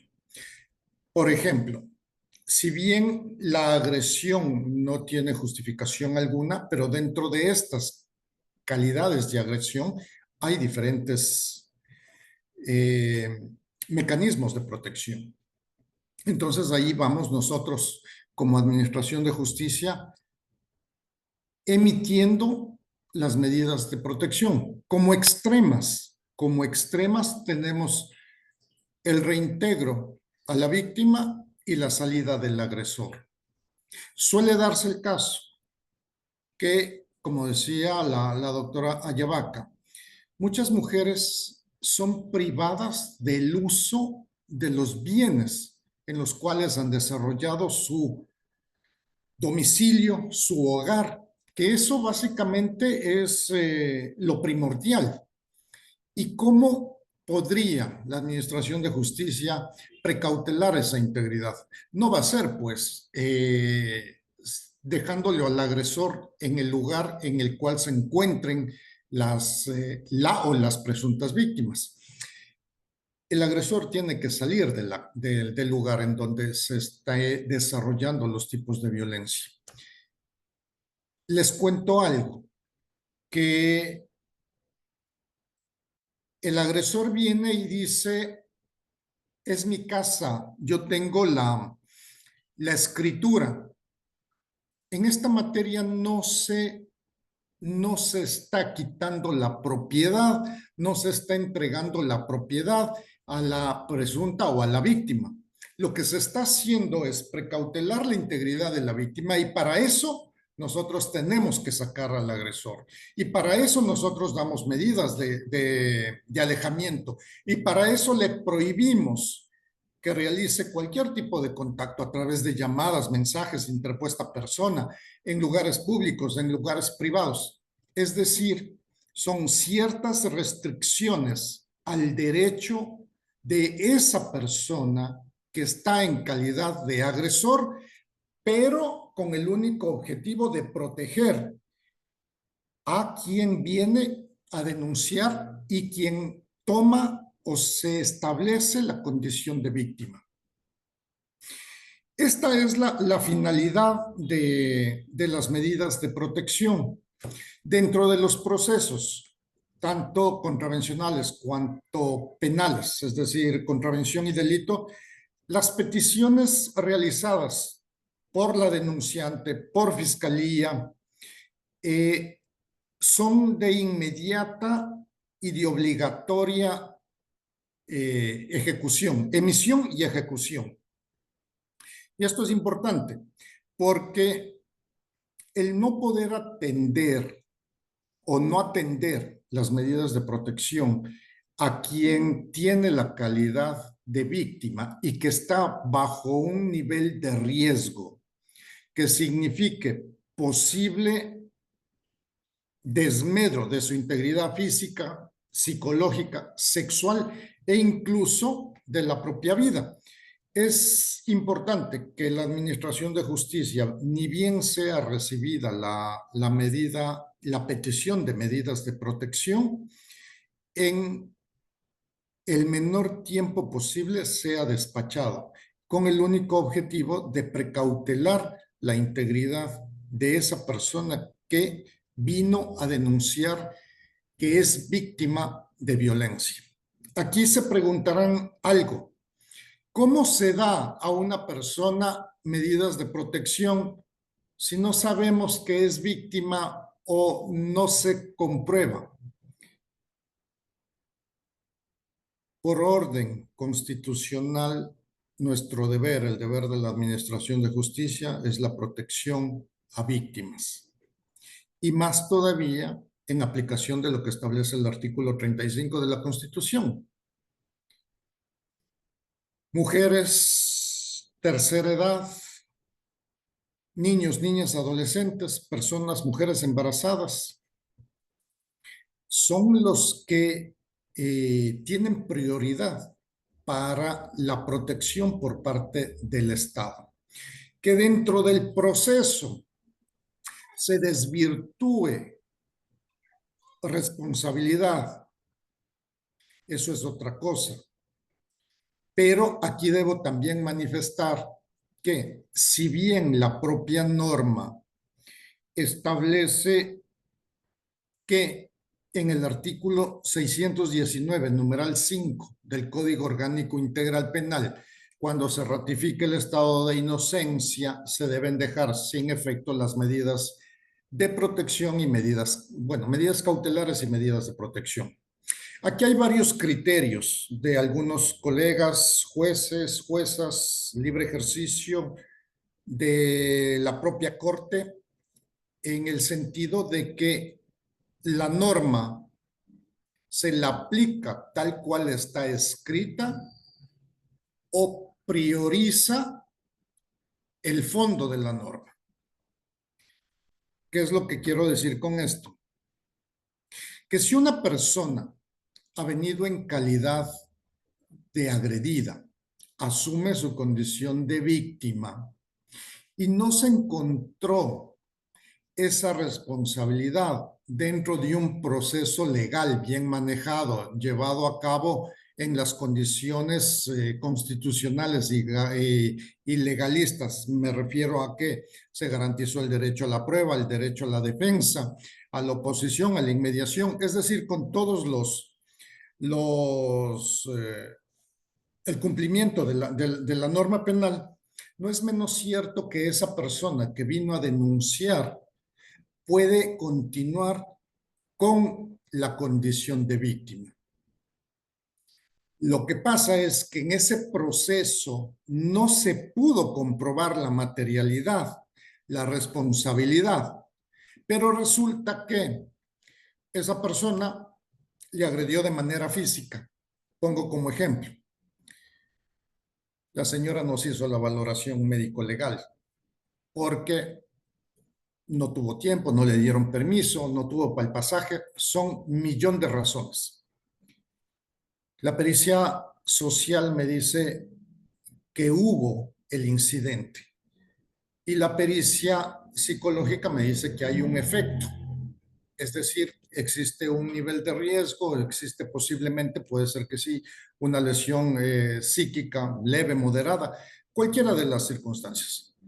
En ese sentido, las medidas de protección es importante mantenerlas. No importa, desde mi punto de vista, y estoy hablando como Juan Carlos Romero, asumiendo la responsabilidad de mis palabras, no como consejo de la judicatura ni como juez, sino como Juan Carlos Romero. Mantengo las medidas de protección. Porque si esa persona, hombre, mujer, niño, anciano, vino a denunciar y se ratificó el estado de inocencia, ese estado de inocencia no le quita el peligro de ser nuevamente víctima de una nueva agresión. Y es por eso que es necesario, desde mi punto de vista, mantener unas medidas de protección vigentes.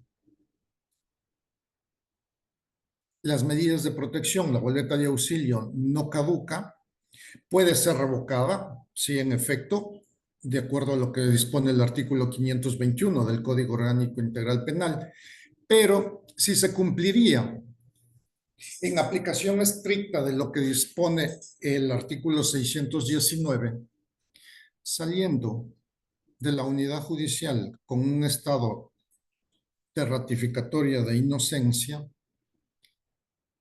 el nuevo hecho no va a ser esperar mucho tiempo para que esa persona vuelva en calidad de presunta víctima. El problema de la aplicación de la norma no es en contra de la norma, sino es a favor de la sociedad. Y eso, a final de cuentas, es lo que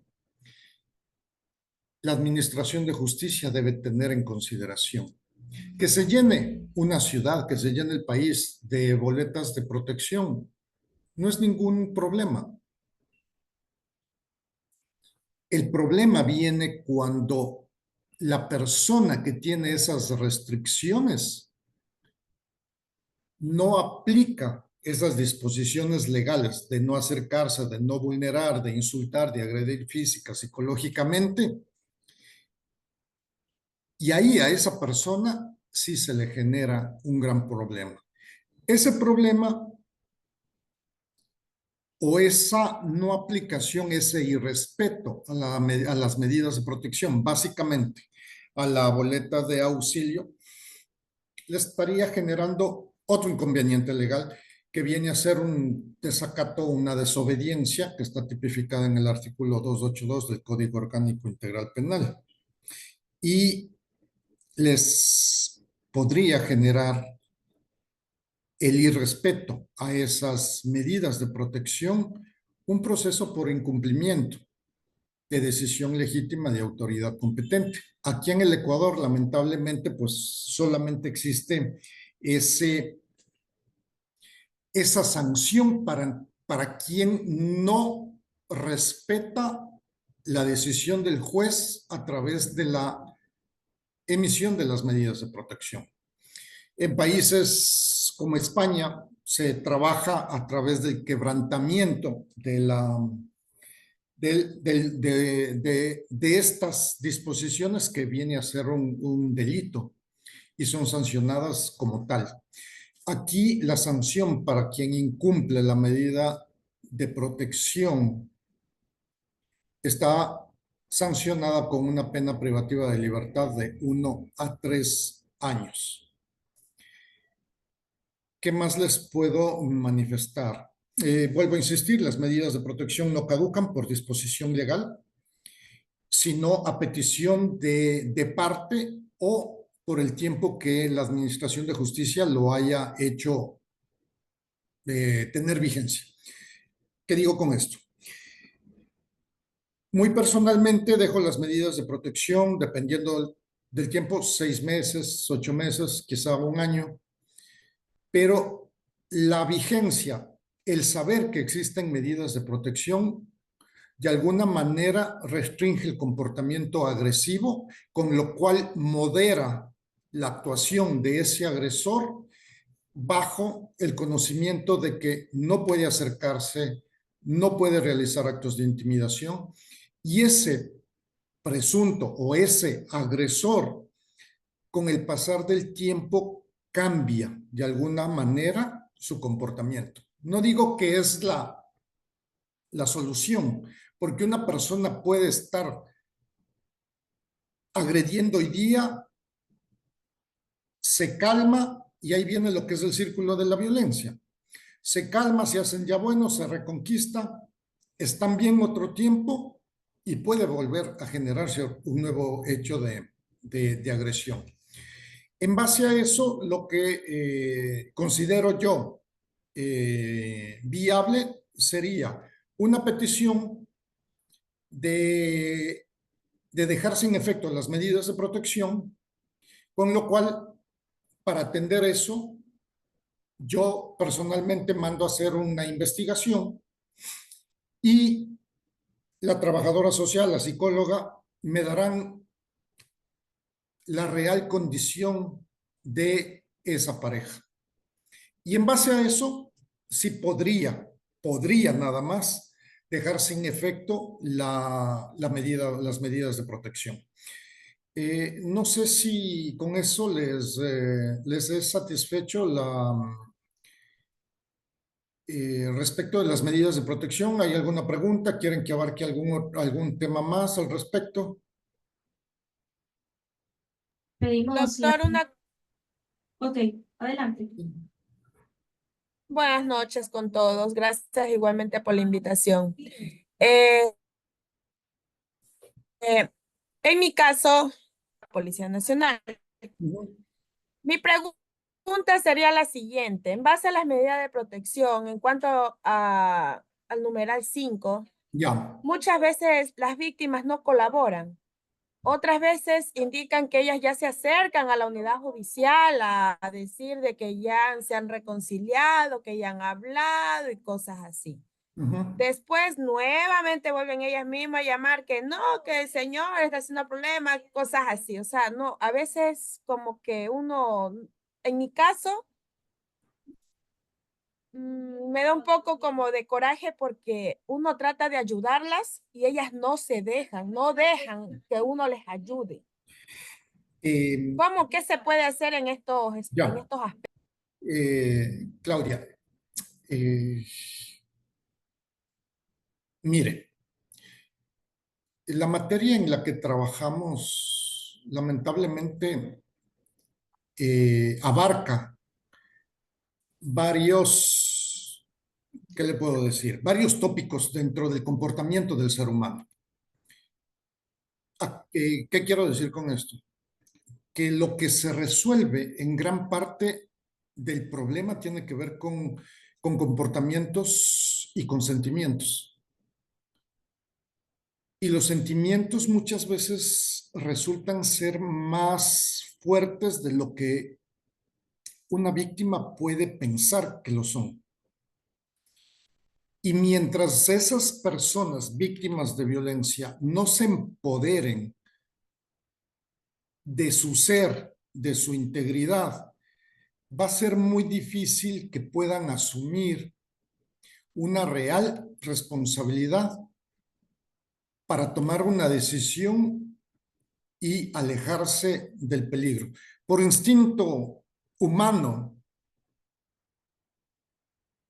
nosotros debemos alejarnos del peligro, pero ahí viene la parte difícil. Con esta persona viví 5 años, es el papá de mis hijos, es el que me provee, él trabaja, yo cuido a los hijos. Entonces se mezclan varias cosas y viene una dependencia económica, sentimental, influenciada también por esos sentimientos que a muchas, no digo a todas, a muchas de las mujeres les impide tomar una decisión para precautelar su integridad. Y ahí viene lo que usted manifiesta. Muchas de las personas regresan con el agresor, aun cuando tienen medidas de protección dictadas a favor de ella y en contra del marido, del novio, de lo que sea. Y ahí se da el incumplimiento, pero no de parte del agresor solamente, sino por parte de la agredida. Y eso es lo que manifestaba. Eso es un delito de quebrantamiento que lo establece la norma española cuando la propia víctima deja de lado su deber, su obligación de cuidarse y deja de lado la protección que le brinda el Estado para de manera voluntaria meter nuevamente al agresor a su círculo, a su casa.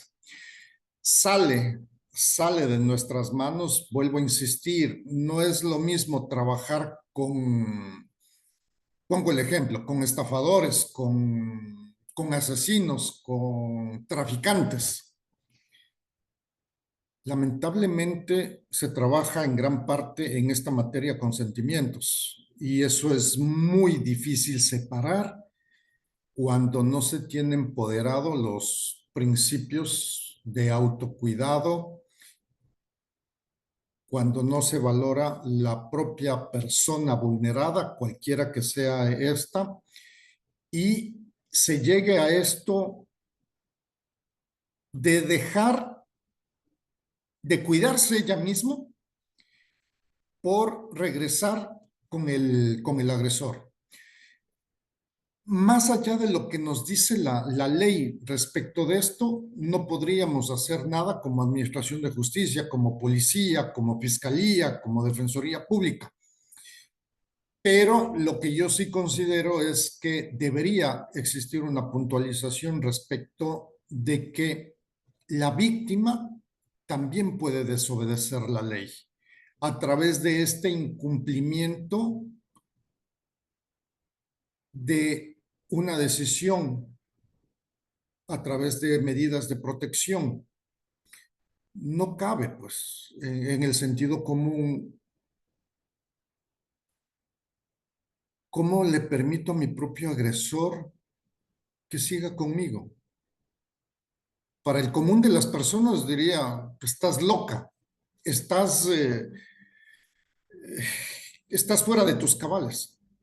Pero vuelvo a insistir, se trabaja en otros tópicos que hacen depender o vuelven dependientes a las víctimas de violencia y dejan de lado su propia integridad. Agradecemos al doctor Juan Romero Gracias, por doctor. su excelente ponencia, la compañera que hizo la pregunta. Bien, hemos llegado a la finalización de este conversatorio, de esta primera parte de este conversatorio. Motivarlas para que el próximo jueves a la misma hora por el mismo canal nos veamos para seguir desglosando este tema de violencia. No antes de terminar y cerrar esta sección, quiero pedirles que enciendan sus camaritas para tomarnos una fotito, tenerla de recuerdo. Excelente, nos ayudan con sus camaritas. Agradecemos a la Asociación de Mujeres Abogadas de la provincia de Esmeraldas por hacer que esto sea posible, a los organismos sociales, a COFESMA, a la Fundación Manos de Amor, a la Comisión de Derechos Humanos y Justicia de Género del Ecuador, al Colegio de Médicos, por permitir que esto sea posible. Ahora me regalan su mejor sonrisa, como que vamos a decir ¡Gol Ecuador! Hoy día gana Ecuador frente a la selección argentina, así estamos los ecuatorianos con ese positivismo y creemos que vamos a tener buenos resultados. Vamos a sonreír como que Ecuador le gana a Argentina, a ver. ¿Buena sonrisa? Muy bien, vamos a la siguiente fotografía, que no nos quedemos con una sola, por favor, no apaguen sus cámaras, nos vamos a la siguiente fotografía, su mejor sonrisa Colgate. No se muevan, por favor, queridas compañeras, ya que si se mueven, la imagen queda un poquito borrosa. Así que mantengan sus camaritas encendidas y su mejor sonrisa para esta sección. ¿Bien? ¿Sonreímos? ¡Y vamos! Bien, mis queridas, nos vemos el próximo jueves a la misma hora por el mismo canal a seguir tocando este tema que nos compete a todos acerca de la violencia. Nos vemos en una próxima ocasión. Nos vemos.